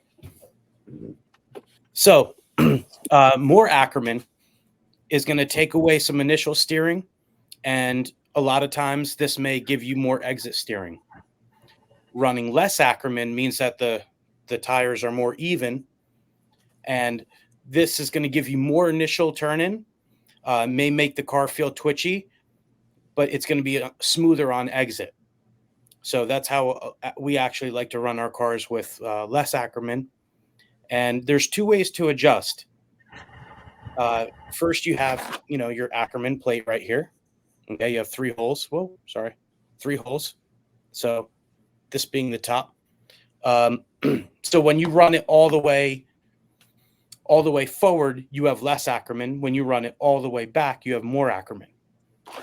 And another way to adjust your Ackerman, you can see right here, these are some 0 plates right here that AE has just reintroduced. That's the part number right there, some 0 plates, 81066. Those are zeros. Shell makes some +1s right here, Shell Racing. And then the regular B4, these +2s. The new one comes with +1s. So when you run the steering plate, like I said, you have 3 options. When you run the longer one, which Shell actually even makes a +3. You can go really big. But when you run the longer one, you're going to have smoother initial steering. You're going to probably have some more steering through the corner, depending on the track and the level of grip. But the shorter one's going to give you less Ackerman and more initial grip, might be a little more twitchy, smoother on exit. But it does feel like on our cars, it feels like you do have more steering with that. So the boys are running their Ackerman forward on the Ackerman plate, and they're running the zeros. And they feel that works the best for them on most of the tracks in our area. And yeah, it makes a big difference. It's often overlooked, and it's definitely worth testing with. If anyone has any comments, please comment and shoot me any questions you might have. And that's about it. Dave, can you hold those Ackerman plates up again real quick? The arm plates. Oh. No, you're right. The arm plates. You're at it. All right, so you guys only have one hole in yours. I know HB's got multiple holes in hers, but I was just curious. Oh, gotcha. They did that. Yeah, and then like Shell even has the carbon fiber ones if you guys want the lightweight stuff. Nice. But yeah, they're all just one hole each, and you just swap them out pretty easily. So, Vin, what's the difference between Ackerman on the servo linkage and, let's say, the Ackerman that moves on the steering hub? They're pretty similar. What they're doing is they're like, you're talking about this versus, where are we? Yeah, the steering plate versus the Ackerman plate. So the link is in between them. So another thing that affects it is how much toe out or toe in you're running. So we like to run a little bit of toe out, and that gives a similar feel of having a little bit of Ackerman. So because we do that, it makes the car a little bit more forgiving and less edgy. But at the same time, we want to use the plate and the settings on the Ackerman plate to give us as much throw as possible on the local tracks. I'm not sure if that completely answered your question, but no, it was good. It was good. Yeah, the link attaches on either end, so you can adjust from either way. So we've maxed it out to have the least amount of Ackerman, making the car feel twitchy to other people, but to these boys, it's the level of control that they're looking for, level of steering they're looking for. So you really have to play with it and see what works best for you. So what kind of Ackerman do you like to run, Matt? I usually run my link towards the rear.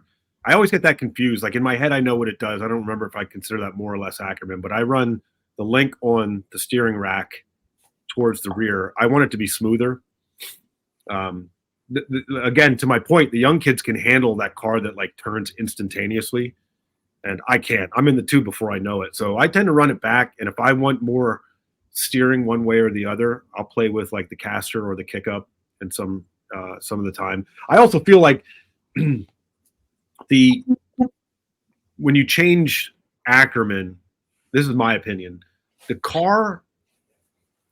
further back it is, the more the car will round the turn, and the further forward, the more it'll pivot through the turn, meaning it'll make like an abrupt turn in the middle of the turn and to get through the turn, where if it's back, it will tend to round the corner more. And I like it when it rounds it more, because if it's too fast for me, I'm just going to put it in the tube. Yeah, no, you want to run that for higher grip tracks, especially because if you turn in too quickly and you have too much initial steering, the car is going to want to flip over. Yep. Yeah, without a doubt. And that's where you have to adjust your dual rate, adjust your toe out. You know, there's a lot of things, and you're absolutely right. Caster and kick up have a lot to do with how much steering you have. Sometimes you want a little more, excuse me, you want a little more kick up so that the front end loads a little bit more, and you get, it doesn't push going into certain loose corners. So if your steering linkage is, let's say, aggressive, it's not set back, right? Your steering rods on your main linkage, whatever you're going to call it, the main bar. What are you referencing that? Yeah, the plate. So if your links were, let's say, in the middle or up front, would that cause your rear end in some cases to like spin out if you're coming around the turn, because that's kicking out your Ackerman way out on the tire? it can help with 180s. Absolutely. Yep. Yeah, I think one of the things I've found, my dirty little secret is dual rate. You mentioned it, Vin. On a track that's loose, if you have too much steering, how do I say this?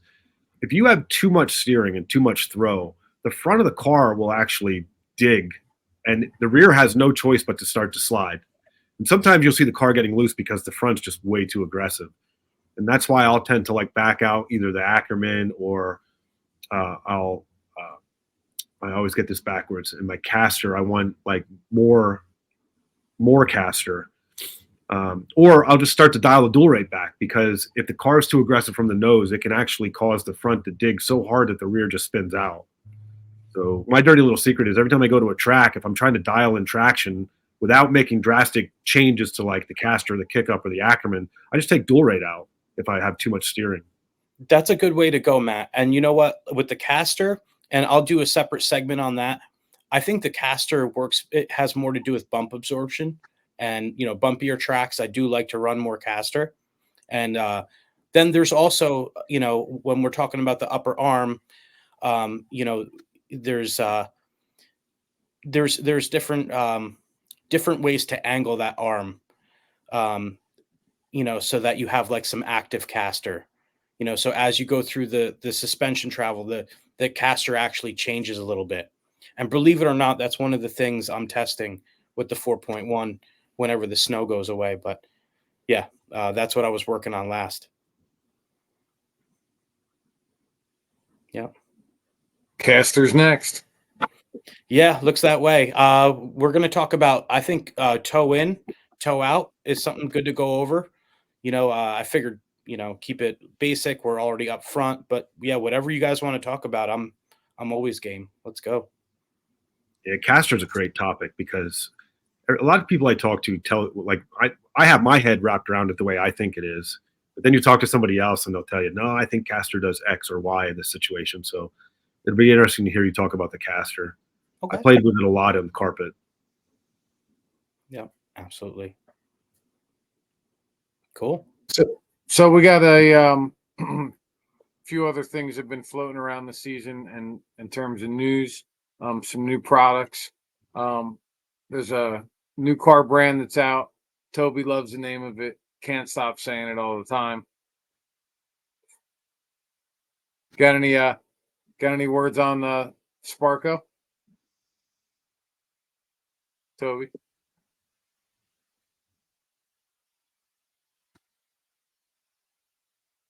Sorry, I was muted. Oh, good. I mean, the brand's kind of blowing up, right? Jason Streffler in the region has just signed with them.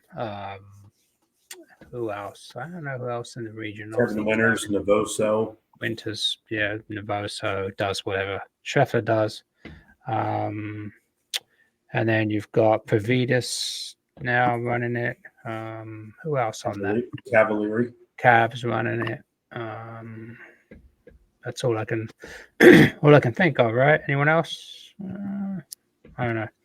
But yeah, I mean, seems like a pretty good car. Time will tell this summer how it does in the region.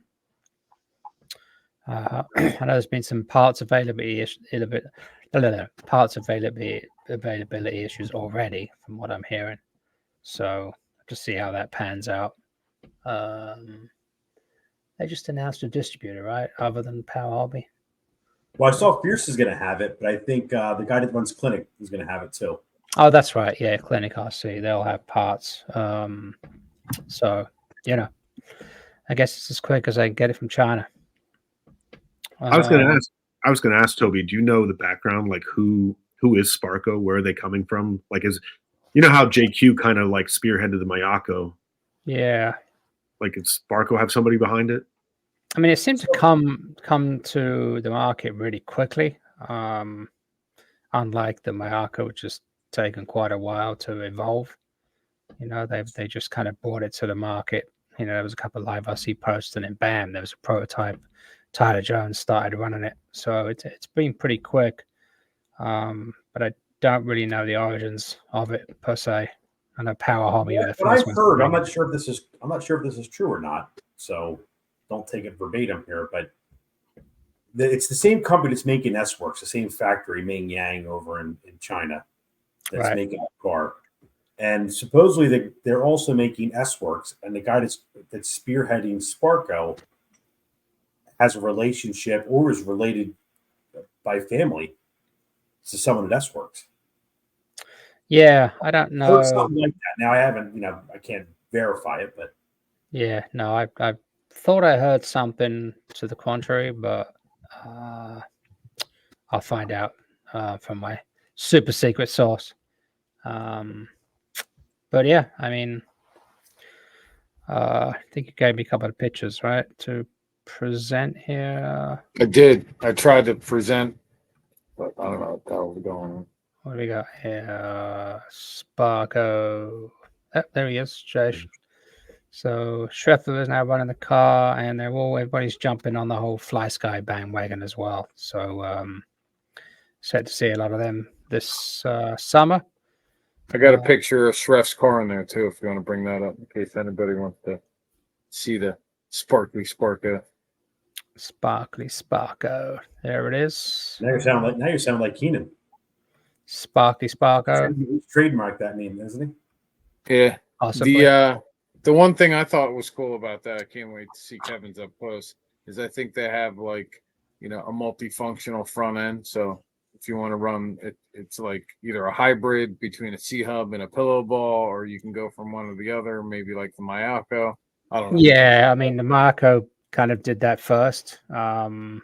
Although they did the prototype car first that had the upper arms on the front of the car and the rear.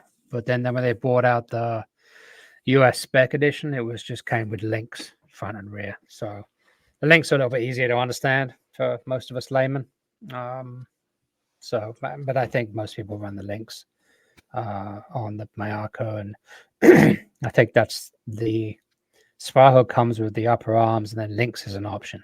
So, but looking at Scheffler's car, looks like he's running the links on there. Do they only promo? Do they only make a nitro car? Do they have electric car? There's an electric car. Yeah, it's in the works, I think. So probably be out by this summer. That promo video that Kevin did. Schreff plans are running it at Motorama. Say it again. Schreff plans are running the new car at Motorama, the e-buggy at Motorama, the Sparko e-buggy. Oh yeah. That's why I was asking if they only had a nitro buggy. Like, what's Schreff going to do until they come out with something else? They don't have a truck, right? No, we're not running 40 plus with us, Matt. That's all I know. Oh, that's brutal. Yep.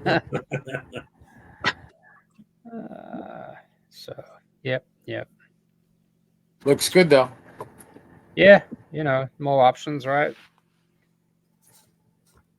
Yeah, I mean, gets a little boring when you got like the same three, almost like the same three old guys winning. So finally, some of the new guys are coming up. So we got some new young pros, starting to mix in on the podium, which is great. And now you got a few new car companies coming out. Poor JQ, perfect timing.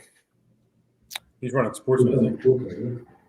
No, just meaning like, his car company's just trying to, get some ground. He was really like the only new guy on the block. And next thing you know, Sparko's dropping right in his face as he's trying to gain some ground amongst the other platform. So I just thought that was interesting. Yeah, I mean, Mayako has struggled with parts supply as well. It's a challenge. But the car's good. They just brought out the 2024 car, as I understand it. So there's kind of like more evolution there, but who knows?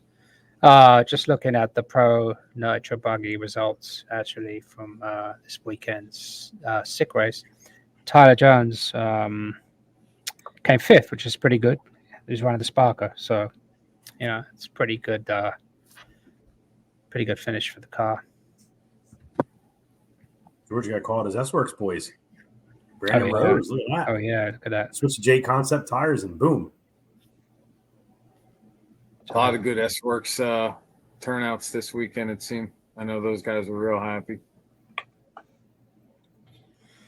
Yep. It's going to be a good season. It'll be here right around the corner. Time's ticking quickly. Sure. Yep.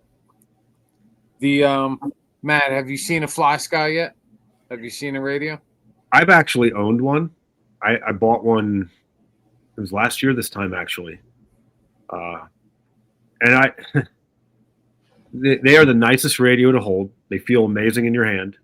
The user interface is super easy and nice to navigate. It's the best aesthetics of a radio I've ever held. But I must be crazy because all the pros are running it now, and I know Chicky runs it and he loves it, but it did not feel as crisp as my Sandwa did. And so I sold it after about 2 months of trying it and stuck with my Sandwa. But it's a beautiful radio to hold and navigate. It's amazing. I just didn't think it was that good on the track.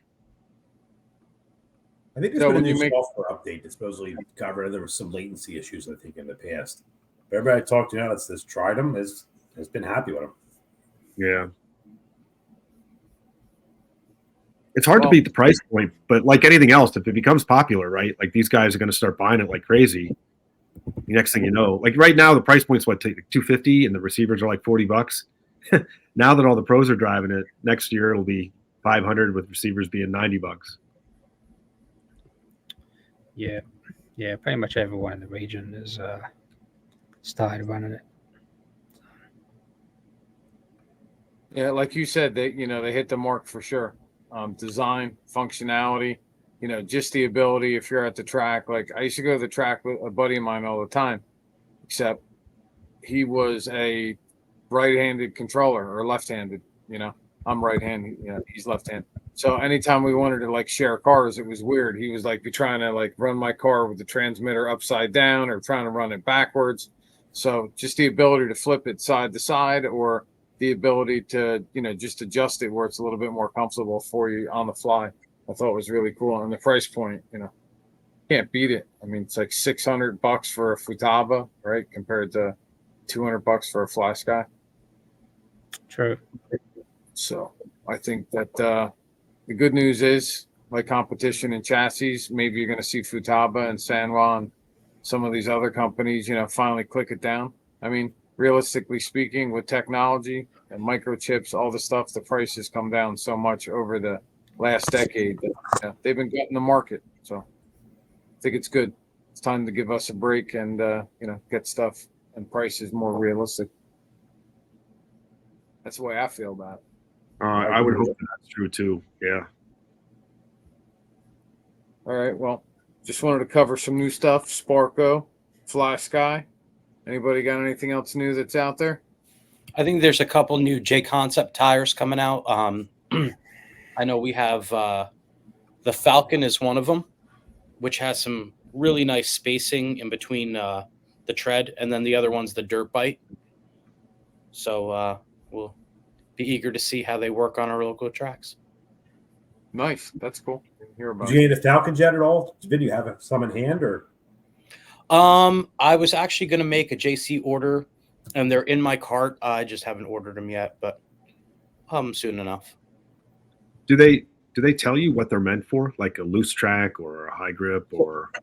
Adam Drake actually has a video out on I think it's on the Falcons, and he talks about the spacing, and he said Fee Long was running it. I forget what track he was running on, but it's already been tested. I think it was Silver State. I think he ran them at Silver State and ended up second overall with them. So I'm going to say loose, bumpy, loamy, dusty. That's where it's probably going to do really well. With the spacing, you could see, it's going to eject a lot of dirt. So that loamy stuff is going to like it. So we'll see. We'll see how it goes. Looking forward to trying it for sure. I'm debating getting some from Motorama. Probably be So fine. pretty lazy with just burn reflexes. Recon's probably going to be fine to start. So many new. I was gonna run black reflex, but Matt's talking me out of them now. He's got me scared of using black reflexes. I think black's too soft. It is almost everywhere now. It's like green. Don't start anywhere but green. Yeah, I mean, it's going to depend on the temperature, and if it's super. I know we did run a Motorama one year. We did try some blacks. I think they did end up switching over to greens though. Yeah, they're good early. I think once the groove comes up, Right. I remember switching to even something. I even ran blues, I think, at one point because as the track gets more character, you don't want it to be overly edgy and grab the car and roll it over. It feels like in general, a lot of the tracks, I don't know. I feel like I've slowly migrated to harder and harder compounds. I've never used as much aqua as I have this year. And that's, you know what I mean? Like in the past, blue was as hard as you needed in a lot of places, and now I've been switching to aqua. Right. Yeah, when those temps come up and the groove comes out, that's the way to go. Should I make that bigger? The hell is that? That's the other JC tire. But Dirt bike. yeah. Try to make it bigger. But yeah, you get the idea. Get your magnifying glass out. Well, as this podcast continues, and you were episode 13, I can't forget to remind everybody who's watching that we would appreciate for you guys to thumb us up, right? Click that little button. We appreciate it. And/or hit the subscribe button on Facebook and/or YouTube where Toby's posting all this content. We've had a really great list of racers come on the podcast over the last 13 episodes, and we're going to mix it up in the up and coming episodes with some race directors and some other track operators. And we're going to try to add some other flavors. Vinny's definitely, kicking it up a notch in our setup department, which has been really great. I know I've been really excited to have him on, and I think everybody who's been watching feels the same way, as well as the other hosts that we have. We're lucky enough to have guys like Matt through Tom. Good recommendation. Matt, you've been a really good addition to the podcast. Really appreciate your input. Really good to get to know you and the kind of racer that you are. Hopefully you enjoy your time with us. I'm actually kind of upset, to be honest with you, that you didn't give Petrella more shit on the podcast. I mean, you kept it clean. Yeah, I was having going to get fucking dirty, man. Something. Petrella was telling me the whole time how you guys are going to get raw. No, we'll have to have him back. Get a few drinks in each other. Then You come over to LCRC, George. We can see both of us. Meander over to the trailer after hours and see what happens. bring microphones and a camera. Jesus, So we'll have to do a live episode watching you guys play some cards and that's what we should do.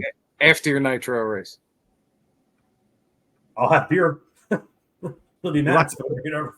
You'll have to put an R rating on the podcast if you do it from the trailer at night.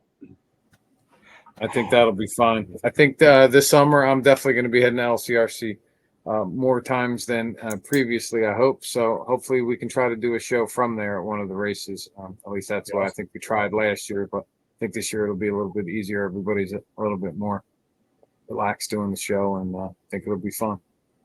Just book spot 201 for the year, so feel free to come on over and hang out. I'll be grilling and we'll be racing.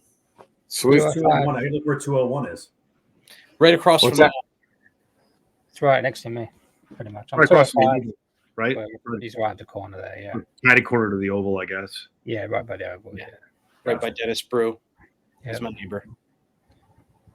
Can't miss. We'll have to talk about Dennis Brew. He's another guy, friend of mine, also in our little club group, so to speak. And Dennis has a new product out. Definitely want to get him on the show and talk about his new product in one of the up and coming episodes, Nitro Caddy. Check it out if you haven't seen it before.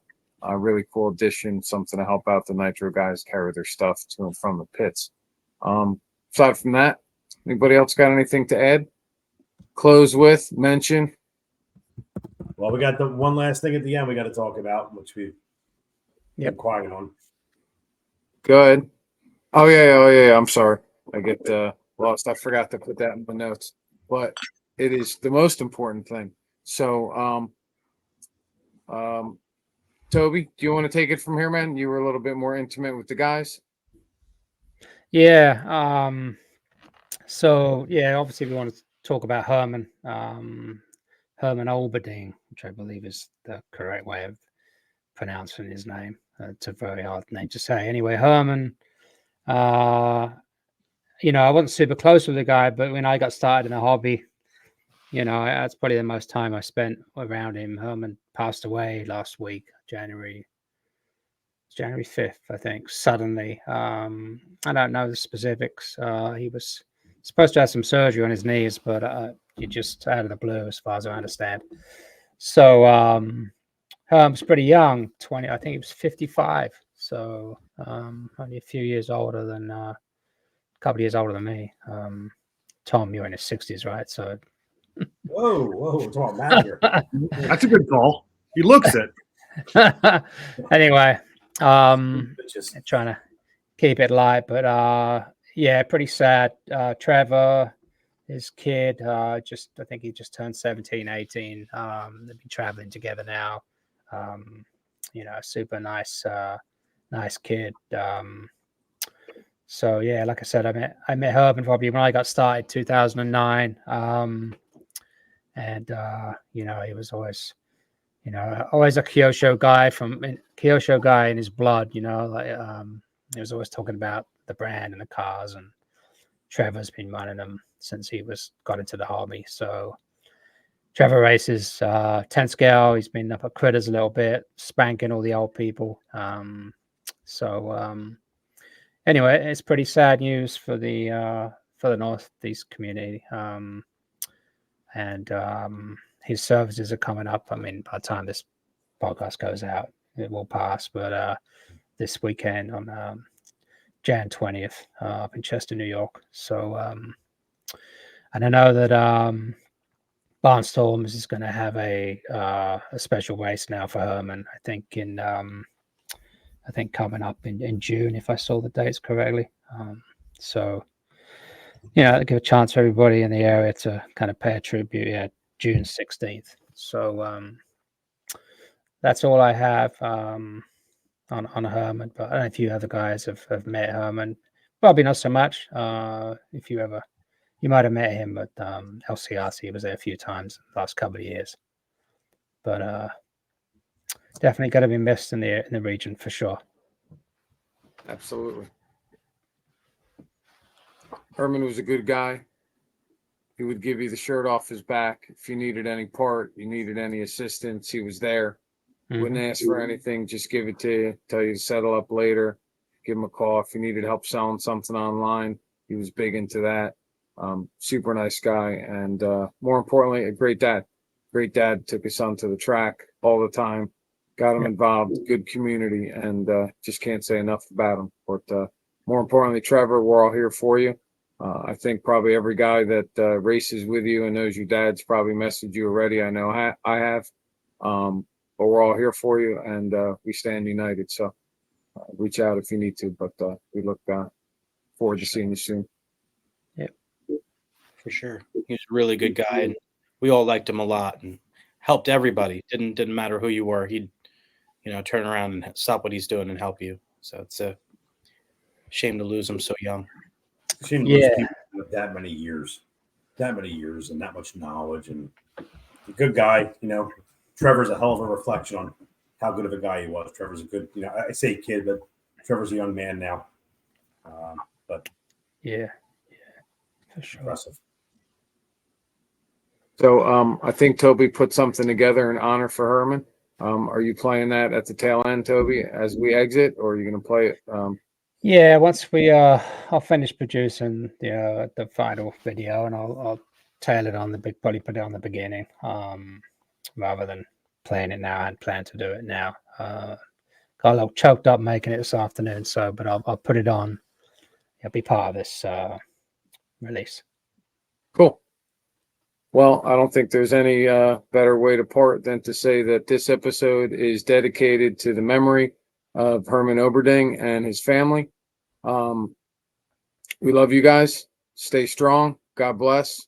Thank you all for watching episode number 13. We look forward to seeing you back for episode 14 here with me and my boys. Thank you, Matt Willard, for coming out, and we'll catch you guys next month. See you next month on Northeast RC Racer Podcast, episode 14. See you soon.